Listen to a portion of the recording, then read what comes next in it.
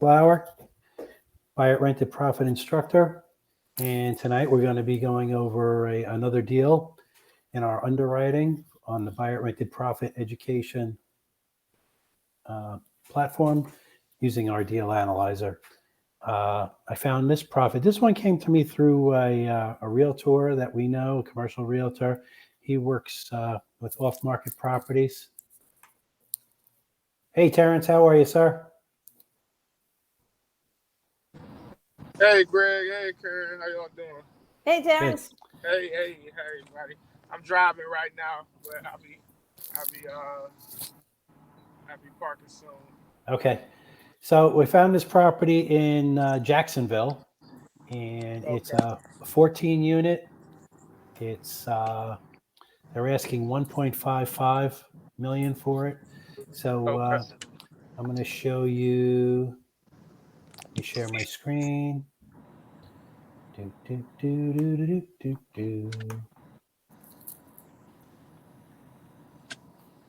Everybody see the BRP screen? Let me go up here. Oh, that's that. Here it is here. No, we don't see it. Oh, share the screen anyway. Now you do. Mm-hmm. Someday I'll get used to that. So that's what it looks like. You know, it's actually pretty old. It's a 60-year-old building.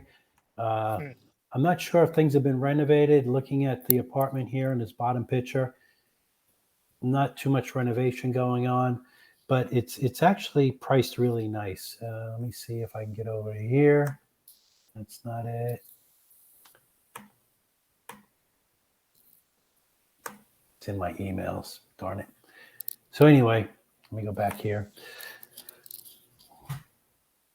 It has, like I say, 14 units. It's a mixture. It's got 4 2-in-1s and the rest are 1-in-1s, so 10 1-in-1s.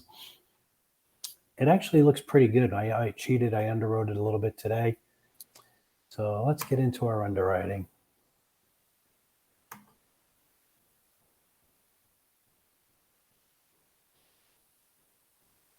I'm also going to go over some information when we're done with this. This shouldn't take too long. I want to talk to you about the process, starting with the CIOTA process. But let's do this first. So again, this is going for 1.55 million. They say their NOI is 101,955.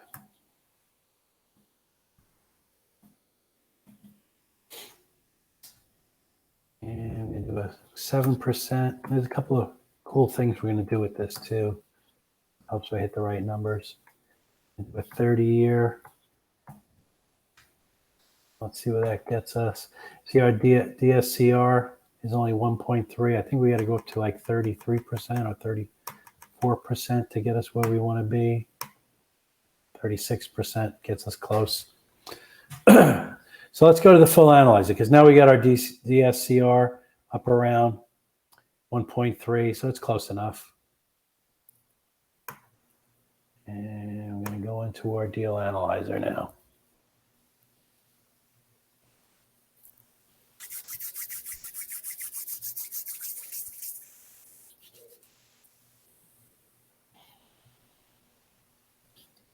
Eventually. There we go. So we are buying, remember, multifamily address. I'm just going to call this Jacksonville. Should come up. There it is. I did download a picture. There's the picture. Property age. Remember, we said this was 60 years old, so it's 1963. 60. Area square footage, the entire property. So this is on a, it's 0.34, so it comes out to 15,830. And what you do with that, an acre is 43,560 square feet. You times that by the 0.34, and it gives you the square footage of the lot. The building, the rentable square footage is right around 10,140. He did not give me the unit square footage, which I'm trying to find out. I got a email into the broker. This came through our friend Walter Devine. He deals with a company called Quicksilver and Property Source. So he turned us on to a lot of these off markets in our area, actually all over.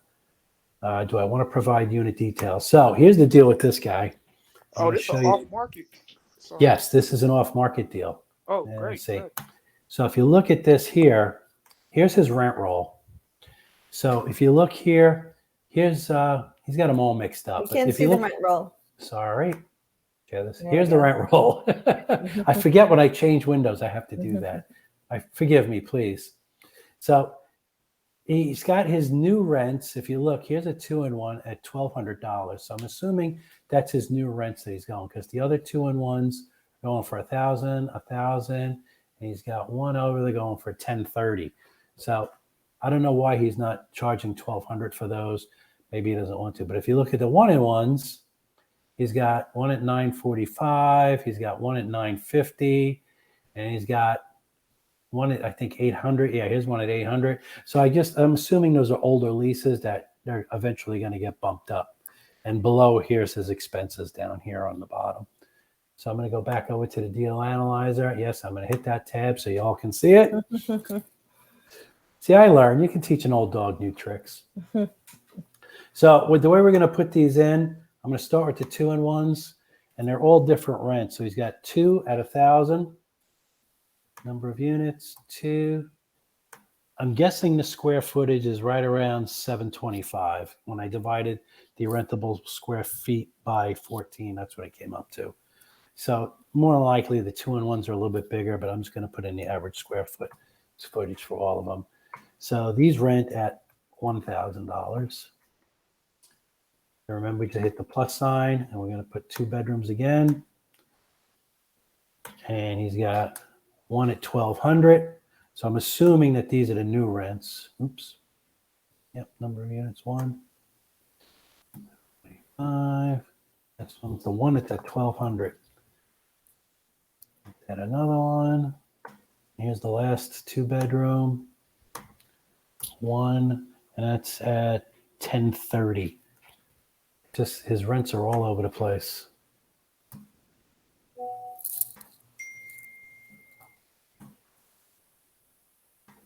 Kara, if you see anybody else come up, let them in, please. Yep.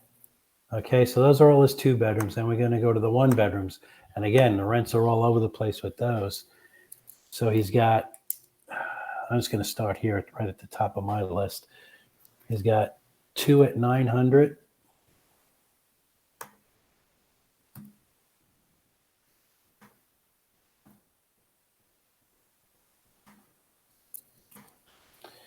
And he's got 1 at $945.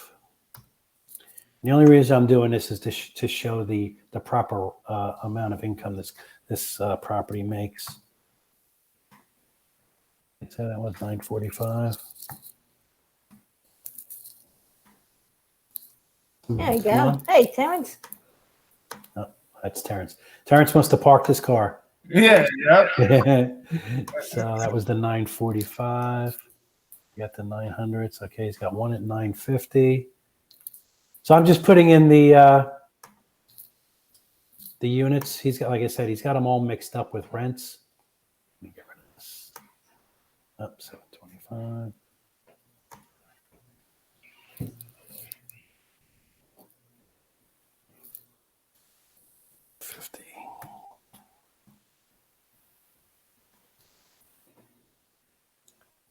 And he's got 850, 875, and 840.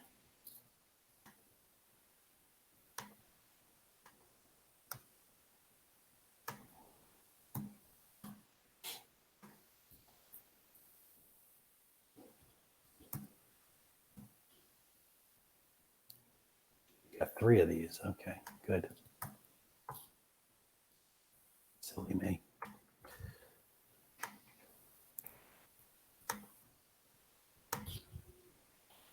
Okay, then he's got 747. Sorry, 2. Yeah. 1, $725. This one's $875.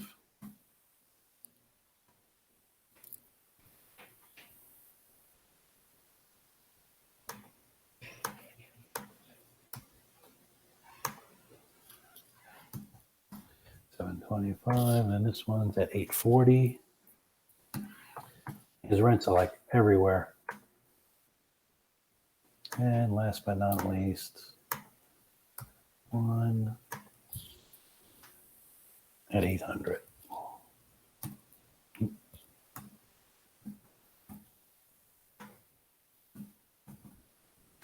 Okay, that should be 14. Let me just double check my math here. 2, 4, 6, 8, 11, 12, 13, 14. Okay, that's 14 units. So he also has other income. I don't know why that stayed in here. That's the property income. Gross leasable space. Okay, he also has other income. He charges each unit each month $30, and that is for the residential benefit package. It doesn't say what the package is. So if you times that times 14, it comes out to 420. And if you put it in here, it automatically extrapolates to 5,040. He says he's fully occupied. I'm going to put in 0.5 here only because it's a real small, only 14 units. So I'm just going to put that little bit of vacancy. Yeah, and when you have turnover or something like that, that's what that's going to account for. Now we go to the exciting stuff, the expenses. So again, if you look over here on the side, oh, look at your cash on cash. It's 14.5. The cap rate's at 10 and 1/3. But that's all going to change. We know that because once we put in the expenses, it's going to go down. So he says his insurance costs per year, these are all annualized at 14,77. He doesn't list utilities, and again, remember the taxes. I'm not using their tax number, which was $19,892. Let me show you this. What I did is, that's not it. Here, let me just share this screen. I went to Google and I Googled the millage rate, the 2023 final millages for Duval County. That's Jacksonville. And I'm not exactly sure what this is. So I just took the old city Jacksonville, because this is built in 1960, assuming it's that. And I use this number out here, 17.9560, to calculate their property tax. And their property tax, the way I calculated it, was going to be $22,000 at the new price at $1,550,000. It's $22,265. There it is. What did he have in the underwriting? 19.8. Not in the underwriting, just in his expenses. His expense. Sorry, that's what I meant. 19,892, almost 19,900. So it's not too far off. So he probably used his last year tax number. That's all. Or his last year tax number. He doesn't really list utilities or electric, but he does list a couple other things. He lists his sewer, which I'm going to put under water sewer, and that's only $1,200. And he lists this JEA, which I'm assuming is something from Jacksonville Electric Association or something. So I'm going to put it under electric and just call it, it's pretty high number. So it might be 10,740. Might be something to do with the city of Jacksonville. Why didn't this change? I don't know why that stayed blue. Showing my cursor up there too. All right, so then he has a Comcast bill of $360, and that's pretty sure that's, yep. So what he did on these, the other ones were his fixed, and he calls these monthly expenses. So I'm assuming that they're not fixed cost, but I can't imagine the cable bill goes up and down. So I'm going to add that down on the bottom. Comcast. That's a low number. It's only $360. Then I believe this might be his garbage bill. He calls it advanced disposals. That's got to be garbage. The only thing I can think of. And that's $2,508. 25. Hey, Nolan. Hey guys, how you doing? Hey, Nolan. Hey, I'm sorry I'm late. I'm trying to do 5 things at once here, trying to get the baby down. It's Oh, Nah, no worries. yeah. No worries at all.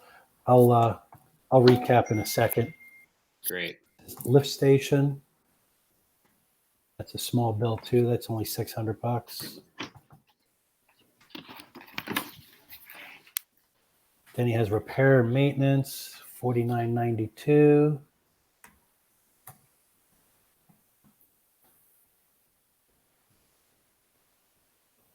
Then he has management software. So he's self-managing. He pays for software, and that's a $2,000 bill. But I'll put that under management. That's almost $2,100. And here's now this residential benefits package. He makes $5,000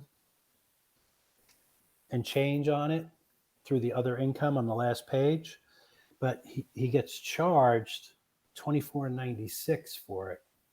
So it's the I'm just going to call it RBP. So he makes more than it costs him, so it is cash flowing for him. And when I get a hold of Walter, our realtor friend, I'll find out exactly what that is. So you see his expenses here, they're not bad. That's 40%. And once we click on this, remember our cash on cash before. Now, ooh, look at that. It went down to 3, a little under 3. But our cap rate's still at a 6. So you remember this slide. Maybe we don't want to pay. Maybe we'll save $50,000 on the price of the building. Apply the values. I'll hit that, save and go forward, then we'll go back real quick. And look, it went over 3, over 3.5. So it's getting closer to the numbers we like. Now let's put that back where it belongs. Okay, save and go forward, because we're underwriting with true numbers here. So our debt service coverage ratio went down. Don't know why.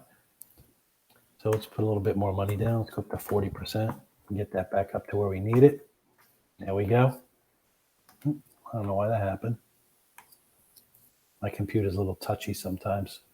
Let's go back. And we're back up almost 4 because we put more money down. Oh, so Nolan, real quick, this is a property that came to me that's off market through one of our realtor connections who deals with a lot of off market properties. Mm-hmm. Built in 1960. Doesn't look like it's renovated at all. I'll go back and show you some pictures. And not a lot of pictures. A lot of these off market properties. What's the property income here? Here's a picture of it. Not that great. You guys can see this still? yes. Okay. Yep. I always want to make sure. So it was built in 1963, 60 years old, about a third of an acre of the lot and what have you. I got to do one thing. I got to find the offering memorandum of the flyer because for some reason I didn't say, well, here's this. This is what they sent me in the package. So there's the real picture of it. You gotta It's switch. actually not in, oops, sorry. It's really not in too bad a shape. I mean, you can tell it's dated. It's not showing us really too many pictures. No idea when the last roof was done. Yes, one is 10 years old and one is 1 year old. Yeah. Well, so I got a little life left. Yeah. 1963, it's a Class C. Here's the parking lot ratio, lot size. There is a laundry on site too, but they don't list any of the other income. So that's one of the questions I have into our friend. And I wonder if that'll work. Yep, there it is. But I'm going to show it to you in a second. oh, oh. Nope, same thing I have. Nice. 14 units at 1.5. Mhm. You're 1.55, but here's the cool thing. I was going to go back when we're done with this set of underwriting.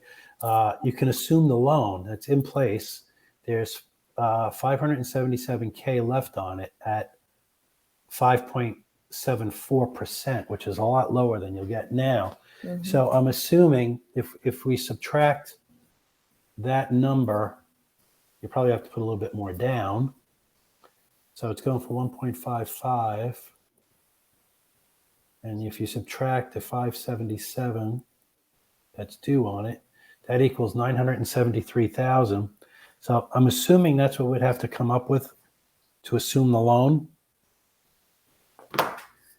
But it makes this deal look a heck of a lot better. I mean, it's not too bad to begin with. Let's keep rolling here and we'll fill in the rest of the numbers. So at 40% down, that's 600,000. So for another $300,000, you get the new loan. Our cap rate is good. Our cash on cash, we'd like to see that closer to 4. Let's move along here. And here's part of our reports. Everything we've put in so far. But we got to put in our disposition. Or our cash flow analysis, I should say. So we're going to grow the rents at least 3%. Going to control the expenses. Let's leave this stuff where it is. See where that brings us. I want to see our IRR. I think it's around 19. Oh, 32. So, I mean, that's an amazing number right there. Now, that's going to drop when we put in the new numbers. But, I mean, that's amazing. A 32% IRR. I agree. But here, let's play with it a little bit now. Let's see if we can make it look any better. So let's go back to our property income. So now we know we can get 1,200 for the 1 bedrooms, right? So let's change this number to 4 because there's 2 bedrooms. Get rid of these.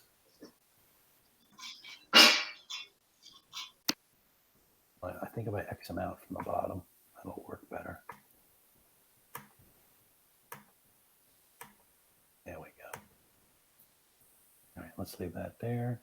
I don't know if that's going to X out. Oh, it will. Good. All right, so we know we have 4 2 bedrooms. I'm guessing on the square footage, but we know we can get 1,200. But he's getting it already. And let's put 10 1 bedrooms. And we know his top number on the 1 bedrooms is 1,000. No, it's a 2 bedroom. Sorry. His top number is 950. Yes. So we know we can get at least 950 for the 1 bedrooms. So here's our old number. Let's go back. No, cash on cash came way up. Yeah. So it's up around a 5. And that's just assuming. And this is without the laundry money. We still have the residential benefit package, whatever that may be. Maybe you get automatic toilet seats or something. But our cash on cash number went crazy. Let's move forward. Our expenses are what they are. We can't really change that. But look at the income difference here. We were at 40% 4. We dropped that almost 4 percentage points.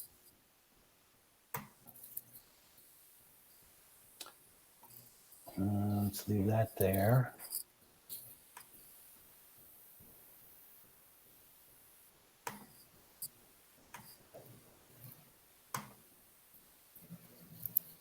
Here, let's change this number now. So what did we say we were going to put down? We're going to put 973 even. Let's go back. This is one other number we can change. This 7% is going to 5.54, I think it was. And it's 25 years left on it. Let's see where that takes us. See, now with the new, even with the new number, Hmm.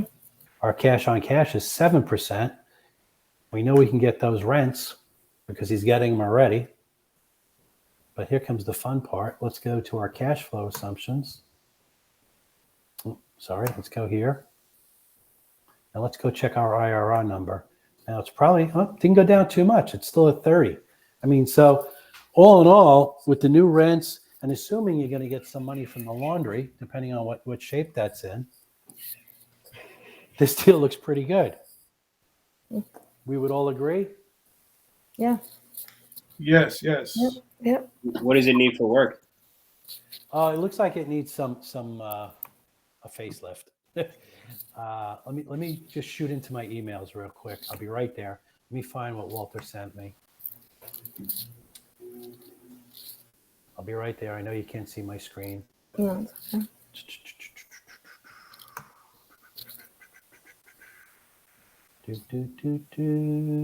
Where are you, Walter?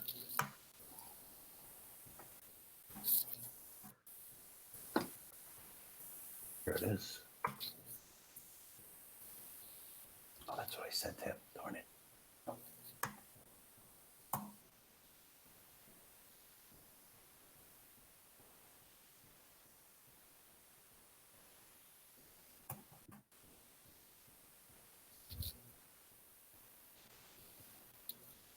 No. Oh, come on. Yeah, Jacksonville is interesting. Yeah, I know Yes. it's diverse. We had 2 rental properties up there, and we did a tour as well up there, and some of it is a little shady. I don't remember what day I got What this. I've heard. You can just type in Walter at the top. Yeah, All his it emails will come up. came from Quicksilver. That's what I'm doing. Oh, okay. Quick.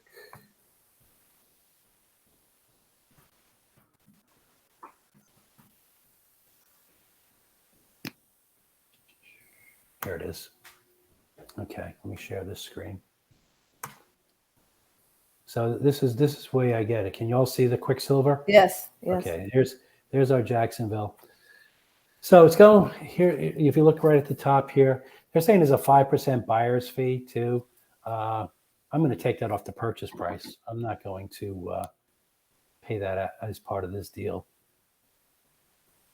So it gives you very little information on these off markets. The OMs are not as extensive, but here's what you assume: the existing mortgage in place. That's what's due on it at 5.74. It's annualized 25 years amortization.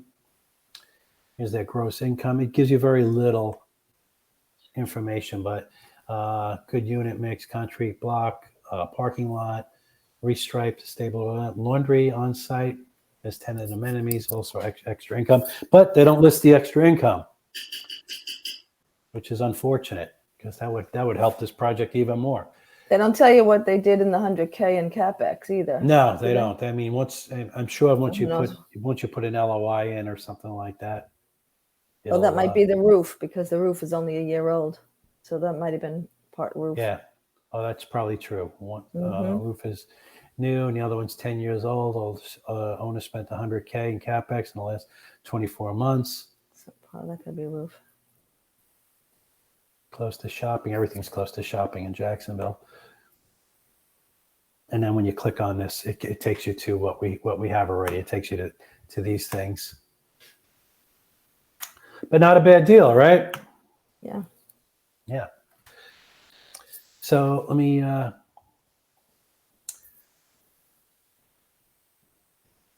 so again, if you want to send this to somebody, you just click on the link here. We can't see it. Oh, darn it. Click on the There link we go. here and you copy it. You go into your email, compose.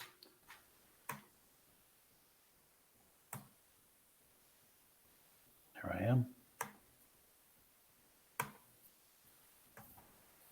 Jacksonville.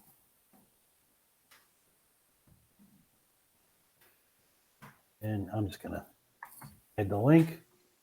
Send it off. And there it is. Oh, it came to my phone first, of course. No, the phone's always quicker. I know. I don't know why. I'm in the right spot, though. Let me refresh.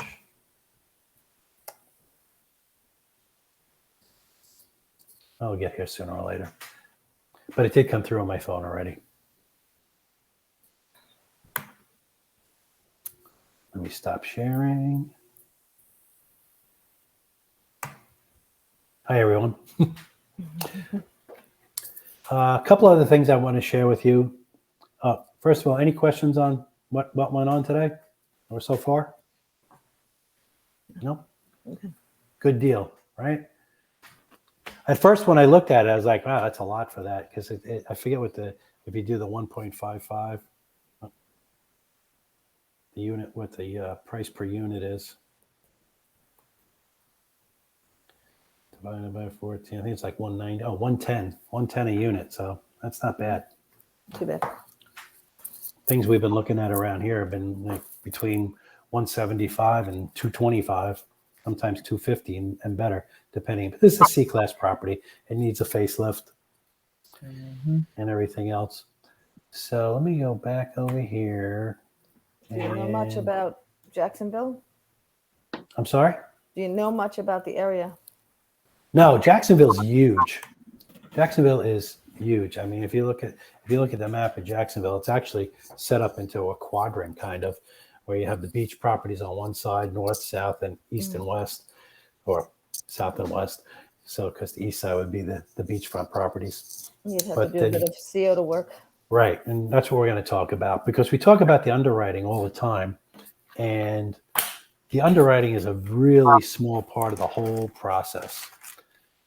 And I know, Karen, you sent me that CIOTA, or the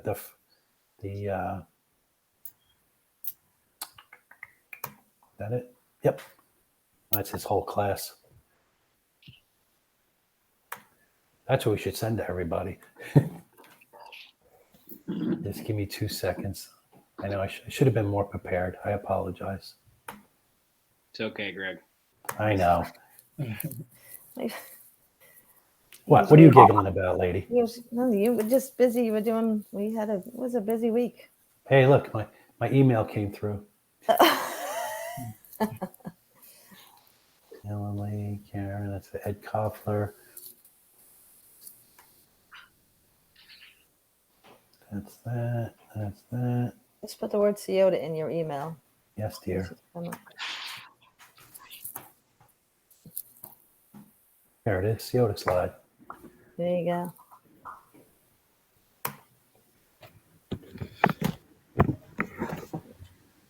You might have to go to window, share window.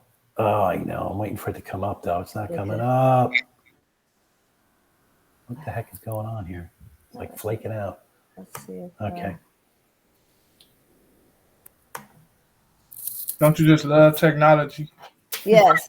Wonderful. Very much so. Now, I know I saved a picture of it in my files. Do, do, do, do, do, do. Do you want me to share? No. Okay. All right. Let's say I found it in mine. I found it in mine. See if I can help. You can. Yeah. Share your screen, please.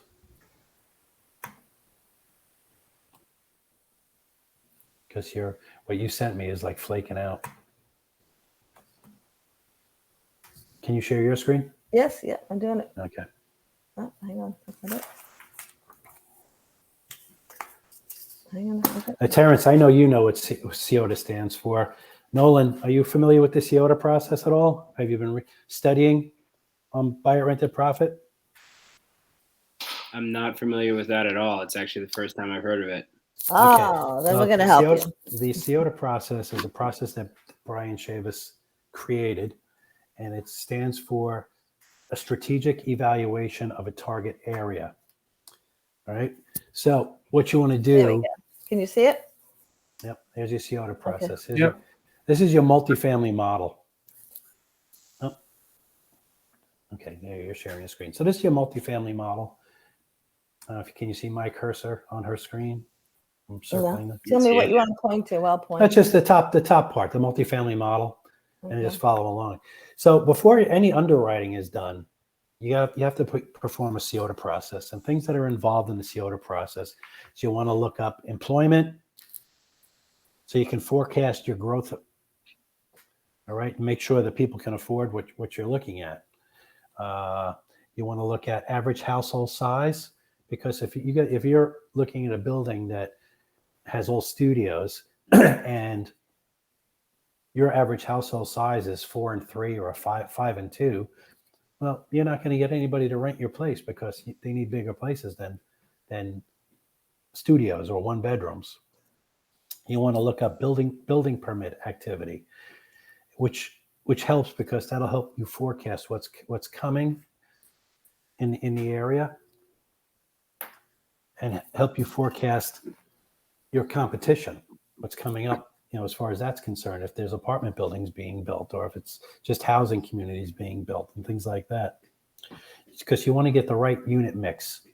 All right. Just because a building makes sense monetarily on your underwriting doesn't mean it's going to make sense for people to move into. So then finally, after you look up the average household prices, then you're going to look the demographics and the psychographics. The demographics tell you who, and the psychographics tell you the why. All right. So that's important. It's the same thing that Walmart does. If you go into a Walmart, like in the hood, you're going to see a lot of things that have above ground pools. If you go to the pool section, they're going to have a lot of things for the above ground pools. But if you go to Walmart in an upper scale neighborhood and you go to the pool department, they're going to have a lot of things for built-in pools, not above ground pools. So that's all about the demographics and the psychographics, because what you want to do is you want to identify your prospect tenant. That's the most important thing. Once you identify your prospect tenant by going through the COTA process, then you can start looking for a building that makes sense. All right, and from that, you want to qualify and quantify. You want to ID your prospect tenant, because everybody talks about brick and mortar, and that's and unfortunately, what we were doing, we were teaching you how to underwrite brick and mortar, but brick and mortar doesn't pay your rent. People pay your rent. So when you back once you identify and quantify your prospect tenant, you back that tenant into the building that you're looking at, and once you do that, then you can start looking for your subject property. Down the bottom on the left-hand side here, you start identifying your subject property. Then, because you've identified your prospect tenant, and you want to come up with qualifying criteria and things like that. While you're doing that, now you start your underwriting, because you're identified your prospect tenant, right? You start your underwriting. Now you're also starting your junior management plan and your senior management plan. And this is, let me backtrack here for a second. This is Brian calls it a 10,000 square foot view. With me trying to explain it, because this is my first time trying to explain this to everybody, but I'm going to call it the 20,000 square foot. Hey, you're doing a great job, Greg. I'm trying, man. I'm trying. Thank you, You sound Terrence. just like Brian. You're always there. Yes. It's like duplication. Yes. You sound exactly like Brian. Yes. You're doing a great Thank job. you. Yes, sir. So you identified your subject property. You started doing your underwriting. You started doing your management plan, your junior management plan, your senior management plan. You're right in the middle here. So now this just goes in a circular motion. Mm-hmm. You're preparing your budget. Now, because once you have a budget and you've made your OM, you've presented it to your investors, and they're like, oh, this is fantastic. We're gonna do it. So now you purchased the property on Friday. Monday comes. What do? Are you going to hand it off to a property manager? Are you going to manage it yourself? This is what your management plan does for you. Okay. If you're going to hand it off to a third party property manager, you're also going to hand your property manager your management plan. This is the way I want my property run. Okay. And you're going to be talking about budgets. You're going to be talking about economics. And you're going to be talking about the way you want your property run. And if you think of it like a sports analogy, the asset manager is handing the management plan off to the property manager, right? So the asset manager is like the offensive coordinator up in the booth. He's got the plan for the game. He's calling the offensive plays. The property manager is the quarterback. The quarterback is executing the plays that the offensive coordinator is sending down to him through his headset and his helmet. So you as the asset manager, or whoever the asset manager is on your team, is handing over, is telling the property manager, this is the way I want my property run. And you're going to do it through some specifics. You're going to do reporting. So the reporting is, you're going to have weekly reports, your dashboard reports, which are going to come in the form of, you're going to find out traffic reports. I have to find my spot in my notes. I jumped ahead a little bit. I apologize. But this is all part of your implementation. So you already did acquisition. You bought the property. I should talk about the 5 phases: acquisition, implementation, stabilization, growth, and exit strategy. This is all part of that. This is all part of this wheel down here that we're looking at. So now you've done your acquisition. Now you're running through your implementation. And when you're going through your implementation, and I just talked about that with your asset manager and your property manager, and the way things need to be done, the way you want your property run. And got all my notes right here, and I'm looking at them. So you want your reports to come out. So you can have weekly reports, monthly reports, quarterly reports, and accounting Year-end. at the year-end reports. Okay. Most important thing, your dashboard reports. So through these reports, you're looking at traffic reports. How many people are looking at your units? You're looking at renewals. You're looking at people who left. You're looking at how many times am I showing this apartment? Why people rented with you? But one of the most important things is, why didn't people rent from you? What was the problem? Those are the people you really want to talk to, because you want to find out why they didn't rent from you, so you can make adjustments to your management plan to have your property manager and your leasing agents. Maybe something's wrong with the staging. Maybe the lighting is off. Maybe anything. It could be anything. People are very tricky, especially in the real estate business, right, Lavinia? When we deal with real estate, whether you're looking for a home or an apartment, people are a little hinky, and the littlest thing could set them off. Maybe the closets aren't big enough for whatever reason. But sometimes structure isn't something we can always change, but sometimes the lighting's not off or whatever. It could be 1,000 different reasons, but these are the people you want to talk to. So now you're working towards stabilization. You want to stabilize your property. And this is why this is in a circle here on the center and to the right, because stabilization is a fallacy. It's a term that's used by somebody who's in the business for a very long time, but a property is never stabilized. Anything could happen along the way. COVID could happen. Depending on the area in the United States you are, earthquakes could happen. So this is always in flux. You're always making adjustments to your management plan, and you're doing that through your reports. And you look at your reports, and like I said, the most important is your monthly dashboard reports. The quarterly reports, you're looking at budgeting and maintenance, things like that. Your year-end reports, same thing. Maybe you can on your year-end report see how your NOI looks, see how you're paying back your investors, see what kind of other money might be available for upgrades for this apartment. And that goes through growth. Stabilization and growth happen basically at the same time.